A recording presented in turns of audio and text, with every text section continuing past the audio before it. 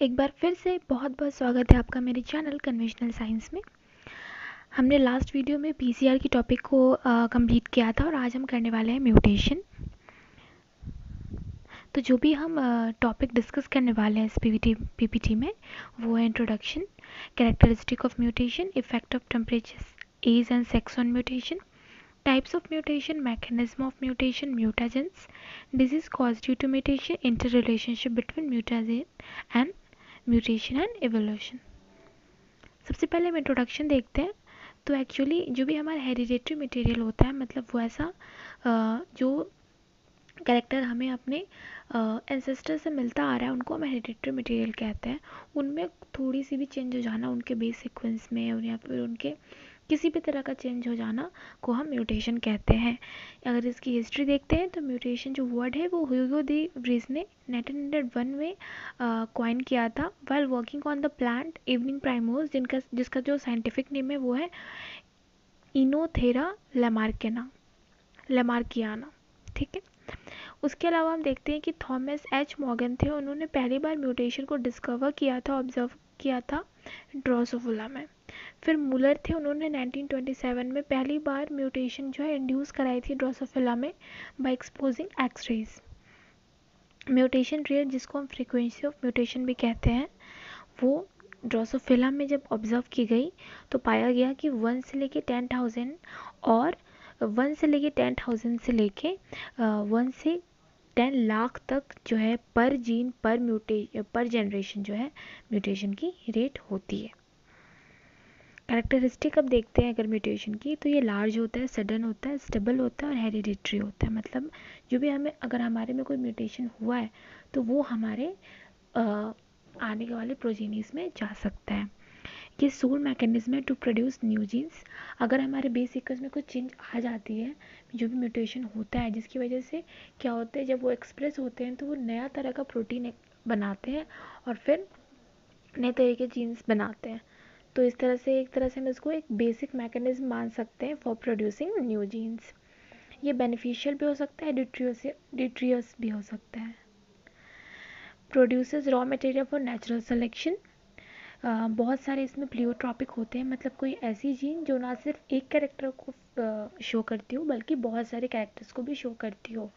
जैसे कोई हमारा एक जीन है जो कि हमारे टॉलरेंस को भी बता रहा है, एक्सप्रेस कर रहा है और फिर हमारे स्ट्रेंथ को भी एक्सप्रेस कर रहा है। तो उस केस में अगर एक ही जीन बहुत सारे इफेक्ट देती है, उस कंडीशन को हम प्लियोट्रॉपिक भी कहते हैं। ये किसी भी डायरेक्शन में हो सकती है, रिवर्स, फॉरवर्ड, जो अभी हम टाइप्स में डिस्कस करेंगे। It is universal, found in all the organisms starting from simplest virus to man। जैसे कि हम देख रहे हैं कि वायरस में भी जो हमारा स्टार्टिंग का जो कोविड का स्ट्रेन था वो उतना ज़्यादा हार्मफुल नहीं था, बट जैसे जैसे उसमें म्यूटेशन होते गए जिससे वो और ज़्यादा हमारे लिए हार्मफुल होता गया, बहुत ज़्यादा वो स्ट्रॉन्ग होता गया। फिर आता है effect of temperature, age and sex on mutation. तो ये देखा गया कि ये ड्रोसोफिला में ऐसे ऑब्जर्व किया गया कि जब हाई टेम्परेचर पिक करते हैं तो म्यूटेशन की रेट ज़्यादा हो जाती है। जो ड्रोसोफिला में जो रेट ऑफ म्यूटेशन है वो डबल हो जाता है at every 10% rise in temperature. Chances of mutation जो है एज के साथ बढ़ती है। सेक्स भी एक फैक्टर है म्यूटेशन रेट को डिक्रीज और इंक्रीज कराने के लिए, एक्चुअली इंक्रीज ही कराते हैं। हेमोफीलिया देखा गया ह्यूमंस में कि ये मेल्स में ज़्यादा होती है एज़ कम्पेयर टू फीमेल्स। तो इससे ये डिसाइड किया गया, कंक्लूड किया गया कि सेक्स जो है वो म्यूटेशन की रेट में को इफेक्ट करती। फिर आता है टाइप्स ऑफ म्यूटेशन। तो इसके बहुत सारे क्राइटेरिया लिए गए हैं, किन किन क्राइटेरिया के बेसिस पे इनके डिवीज़न हुए हैं। सबसे पहला जो क्राइटेरिया है वो है on the basis of origin. तो ऑरिजिन के बेसिस पे ये दो तरह के होते हैं, सोमैटिक म्यूटेशन जो कि हमारे बॉडी सेल्स में होते हैं और जनरल म्यूटेशन जो हमारे जर्म सेल्स में होते हैं, है ना। फिर दूसरा क्राइटेरिया है on the basis of origin. तो उसके हिसाब से फिर दूसरा क्राइटेरिया है on the basis of mode of origin. तो उसमें आप देख सकते हो स्पॉन्टेनियस जो कि एकदम सडन होती है, और इंड्यूस्ड जो कि हम खुद से आर्टिफिशियली इंड्यूस कराते हैं, जैसे कि एक्सरे का एक्सपोजर देके, गामा रेज, ये सब के का एक्सपोजर देके, और स्पॉन्टेनियस जो है वो नेचुरल प्रोसेस होती है। फिर आता है third criteria on the basis of direction. Forward mutation हो सकता है और रिवर्स म्यूटेशन हो सकता है। फॉरवर्ड म्यूटेशन में है कि धीरे धीरे हम जब इन्वायरमेंट को अडेप्ट करते हैं तो हमें खुद ब खुद वो कैरेक्टरिस्टिक आने लगती है, ताकि हम इन्वायरमेंट में करेक्ट खुद को अडेप्ट कर पाए। तो वो होता है हमारा फॉरवर्ड म्यूटेशन में, क्योंकि वो हमेशा हमारे अडेप्ट करने का जो भी कैपेबिलिटी होगा वो हमारे जो एंसेस्टर होंगे उनसे ज़्यादा होगा, तो वो एक फॉरवर्ड म्यूटेशन में आया। और रिवर्स म्यूटेशन का एग्जांपल है, जैसे कि सुपीरियर से हम पीछे चले जाते हैं, मतलब हम और ज़्यादा हमें बेनिफिट होना चाहिए लेकिन हमें घाटा ही हो जाता है म्यूटेशन से। जैसे कि एग्जांपल है इकाइनोडर्माटा का, जो कि हमने अभी एनिमल सेल में पढ़ा है, एनिमल किंगडम में। उसमें क्या है, इकाइनोडर्माटा के जो लार्वा होते हैं वो ज़्यादा वो होते हैं, डेवलप्ड होते हैं एज़ कम्पेयर टू जो भी उनका एडल्ट फॉर्म होता है। तो जो एडल्ट फॉर्म होता है वो रेडियल सिमेट्री होती है उनकी, और जो लार्वा होते हैं वो बाईलैटरल सिमेट्रिकल होते हैं। तो यहाँ पर रेट्रोगेसिव उसको बोलते हैं हम, रेट्रोगेसिव जो भी उनकी डेवलपमेंट हो रही है। तो ये केस हो सकता है रिवर्स म्यूटेशन का। ठीक है। फिर थर्ड क्राइटेरिया है on the basis of dominance.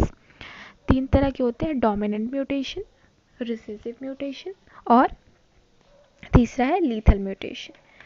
तो डोमिनेंट म्यूटेशन में वो होता है जहाँ की जो म्यूटेंट जीन होते हैं, जो म्यूटेंट एलील होते हैं, वो डोमिनेंट होते हैं नॉर्मल एलील पे। ठीक है। जैसे कि हमारा टॉल का है, तो अगर हमारा टॉल वाला जो कैपिटल टी है वो हमारा डोमिनेंट है, तो वो होमोजीनियस कंडीशन में, मतलब अब कैपिटल टी अगर रहती है जीनोटाइप तो भी वो टॉल शो करेंगे, कैपिटल टी स्मॉल टी रहती है तो भी वो टॉल ही शो करेंगे, क्योंकि वो डोमिनेंट है ओवर नॉर्मल एलील, जो कि हमारे स्मॉल टी अगर हम उसको सपोज मानते हैं।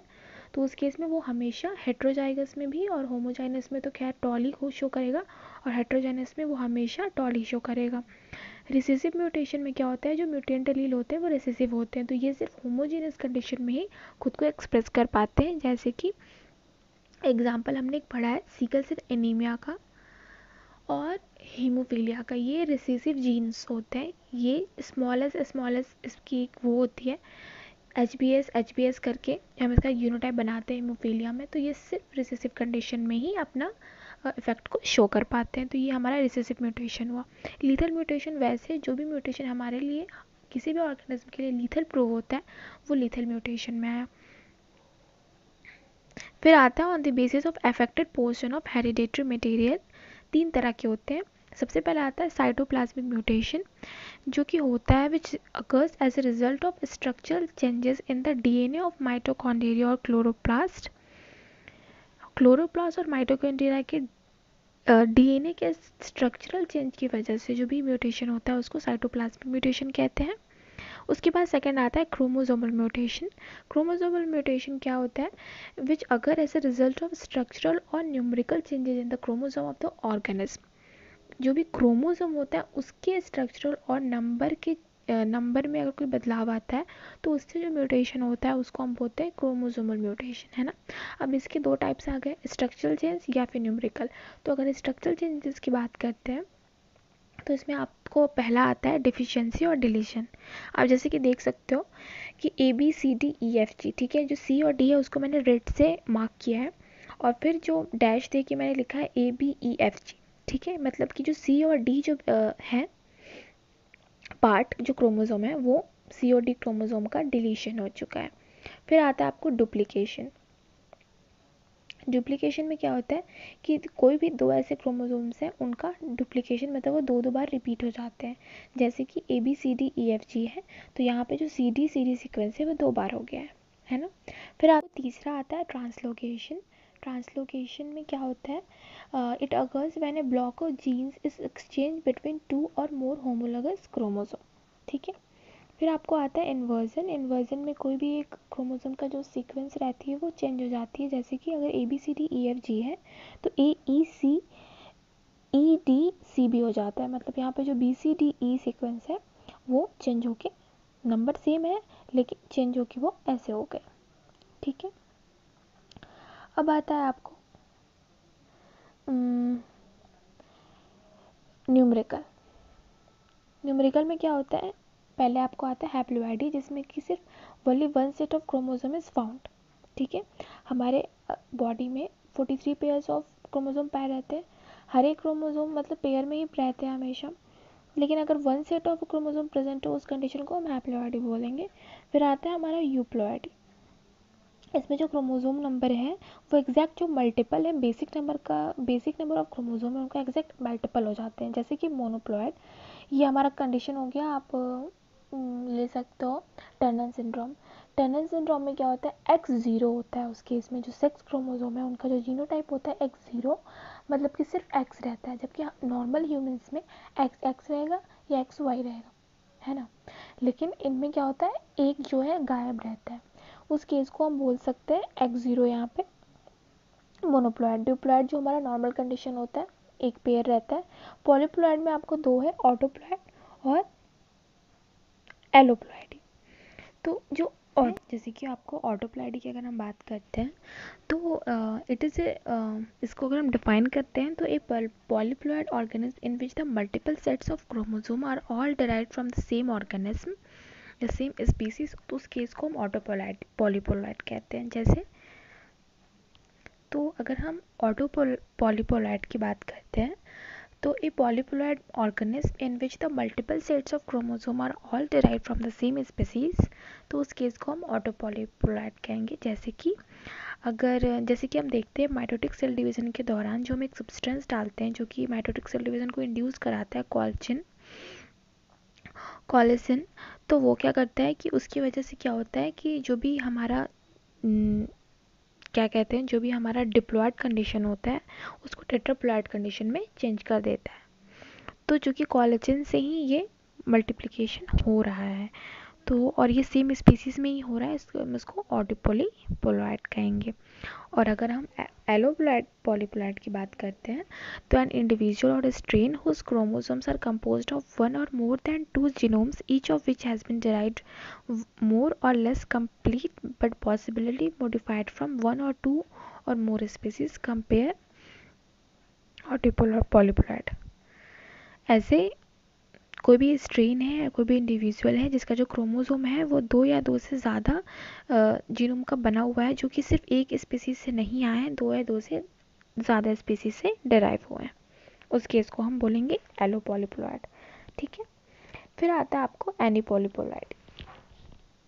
एनीपॉलीप्लॉइड में क्या होता है, जो यहाँ पे नहीं दी हुई है पर मैं आपको बता देती हूँ कि when one or two more chromosomes are added or lost in a set of chromosomes the condition is called aneuploid. ठीक है, फिर अब आता है gene mutation. This is the most important one. इसमें क्या होता है, mutation cause due to change in the chemistry of genes in called gene mutation or point mutation. इसको या फिर हम इसमें बोल सकते हैं कि जो भी हमारा सीक्वेंस है डीएनए का, उसका कोई भी एक पार्टिकुलर नाइट्रोजन बेस के सीक्वेंस में चेंज होने की वजह से जो म्यूटेशन होता है उसको हम पॉइंट म्यूटेशन या फिर जीन म्यूटेशन कहते हैं। ये दो तरह के होते हैं, सब्स्टिट्यूशन म्यूटेशन और फ्रेम शिफ्ट म्यूटेशन। ठीक है, सब्स्टिट्यूशन म्यूटेशन क्या होता है कि जो भी नाइट्रोजन बेसिस हैं, जैसे कि हमारा कोई भी नाइट्रोजन बेसिस, 4 में नाइट्रोजन बेसिस होते हैं, एडेनिन, थाइमिन, गुआनिन, साइटोसिन। तो अगर एक रिप्लेस हो गया वहाँ पे दूसरा आपको सब्स्टिट्यूट हो जाता है बेसिस, तो उस केस को हम बोलते हैं सब्स्टिट्यूशन म्यूटेशन। ट्रांजिशन में क्या होता है, अब इसकी भी दो सब टाइप्स हैं, ट्रांजिशन और ट्रांसवर्जन। ट्रांजिशन में क्या होता है कि अगर हमारे दो तरह के नाइट्रोजन बेसिस होते हैं, एक प्यूरिन होते हैं, एक पैरामिडिन होते हैं, एज यू ऑल नो। तो अगर प्यूरिन बेस रिप्लेस होता है और वहाँ पे प्यूरिन बेस ही आता है तो उस केस को हम ट्रांजिशन कहते हैं। और ट्रांसवर्जन में अगर प्यूरिन बेस डिस्प्लेस होता है पायरिमिडीन बेस से या फिर वाइस वर्सा, उस केस को हम ट्रांसवर्जन कहते हैं। ठीक है, फिर आता है आपको frame shift. This is the most important one. इसमें क्या होता है, या तो एडिशन होता है या फिर डिलीशन होता है बेस पेयर का। ठीक है, तो अगर हम फ्रेम शिफ्ट म्यूटेशन का देखते हैं तो ये दो तरह के होते हैं, डिलीशन और इंसर्शन।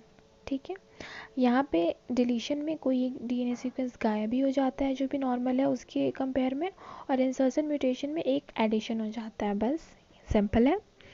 फिर हम देखते हैं मैकेनिज्म ऑफ म्यूटेशन। अगर मैकेनिज्म की बात करते हैं, इसमें जो 4-5 मैकेनिज्म है इंपॉर्टेंट, मैं आपको बताती हूँ। सबसे पहला आता है टॉटोमेरिज्म, टॉटोमेराइजेशन। ये आप सब लोग जानते हो, ये क्यों होता है? Due to transfer of hydrogen atom from one carbon position to another carbon position. ठीक है, जो भी हमारा NH2 ग्रुप है जिसको हम अमाइनो ग्रुप कहते हैं, वो साइटोसिन और एडेनिन पे जो हमारे अमाइनो ग्रुप प्रेजेंट होते हैं, वो ये जो भी हाइड्रोजन ट्रांसफ़र उसकी वजह से क्या होता है, अमाइनो ग्रुप जो है NH ग्रुप इमाइनो ग्रुप में चेंज हो जाता है। उसी तरह जो भी कीटो ग्रुप है जो थायमिन और गुआनिन पे प्रेजेंट रहते हैं, वो इनॉल ग्रुप में प्रेजेंट हो जाते हैं, कन्वर्ट हो जाते हैं। तो इस केस में क्या होता है, जो भी हमारा क्या कहते हैं उसको,